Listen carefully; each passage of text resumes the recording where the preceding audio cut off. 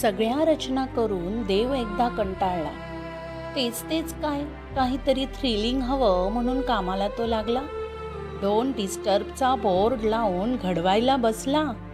सौंदर्याचा कुंचला घेत कलाकृती बनवू लागला. प्राणी, पक्षी, वृक्ष, वेली सर्व सर्व आता झालं होतं. काय बरं बनवावं, कोडं काही सुटत नव्हतं.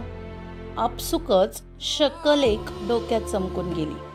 हळूहळू निर्मितीला मग त्यानं सुरुवात केली. चपळाई अन कष्टाळू वृत्ती मुंगीकडून घेतली.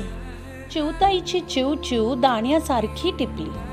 बगळ्याची एकाग्रता अन एकाक्षाची सावधता जोडली. मयुराचे देखणेपण अन कोकिळेच्या सुराची तारच छेडली. राघूचे गोड बोल सोबत मत्स्याची कमनीयता हेरली. शेळीच्या भोळेपणाला शार्दुलाच्या शौर्याची कोंदणही सजली.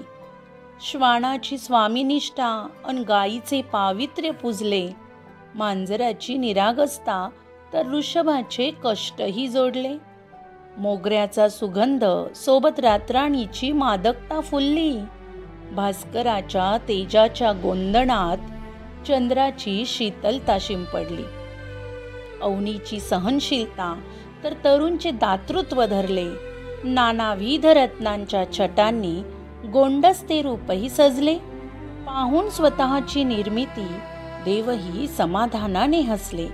सर्वश्रेष्ठ कलाकृती माझी निढळाने ते वदले.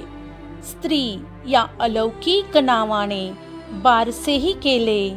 सृष्टीच्या निर्मात्याने आदरभावाने तिला पूजिले. आदरभावाने तिला पूजिले.